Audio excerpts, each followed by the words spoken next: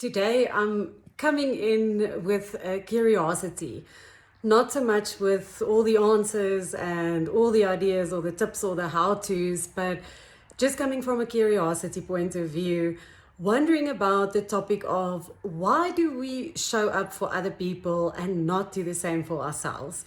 So why is it so much easier to be there for other people, keep to your promise when you've got appointments with someone else, or you show up immediately when they need the help, you leave everything that you're busy with and you just help them. But why do we not do that for ourselves?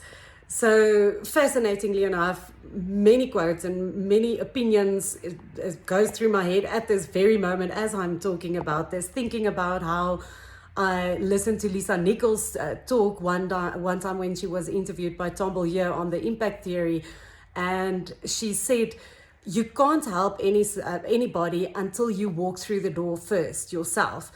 You have to walk through the door yourself first, and then you can help other people.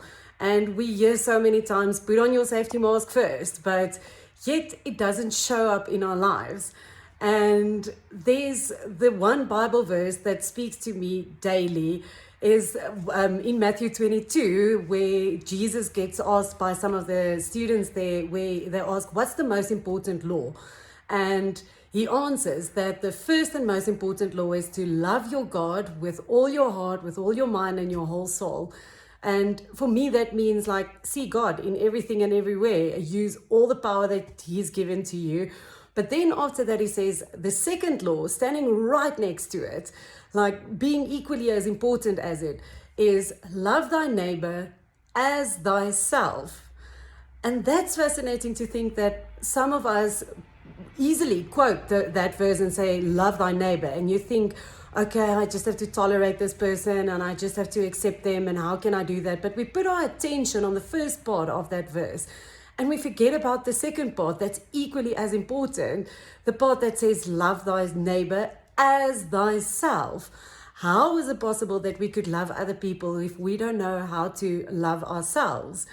And as much as I'm sitting here knowing some of the answers, being a human behavioral specialist, being a relationship coach, I go to people and I tell them that the only reason why you won't show up for yourself is because of your self-worth, that you perceive that what you've got and who you are is not equally as worthy. You're comparing yourself to a different ideal to someone else and thinking you should be something different. The moment when you step into your true core, you shine from your nature, from your authenticity, from your center.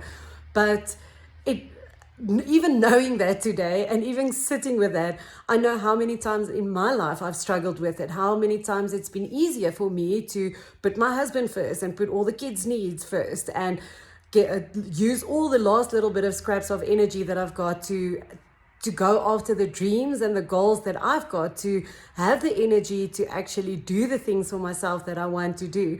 So as much as I'm coaching people on this, I know that I'm battling with it myself. And that's why I'm saying today that I'm coming from a curiosity point of view. I'm coming from not with all the answers in my head. And the story that actually comes up in my head right now is one time when I sat with one of my friends in Cape Town, and she asked me a question. So, Carla, what do you believe at this stage?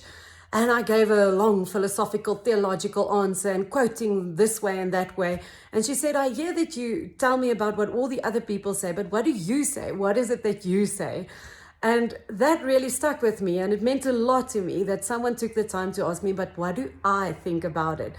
And it's not perchance, I think, today speaking about valuing yourself equally as much as you value other people, and how easy it is for me to quote other people and use other people's opinions in the way that they stated it, but not valuing my opinion enough and not thinking, but what is my way of saying, even though it's the same thing, but what's my way of saying it? So in essence, I'm leaving you today with the most important part that I want you to take away. Where have you undervalued yourself? Not in a sense of exaggerating yourself and going out and being arrogant and trying to puff yourself up, but where have you devalued yourself, and where have you dishonored yourself, and where have you showed up for yourself like you would have showed up for someone else? I'd love to hear from you.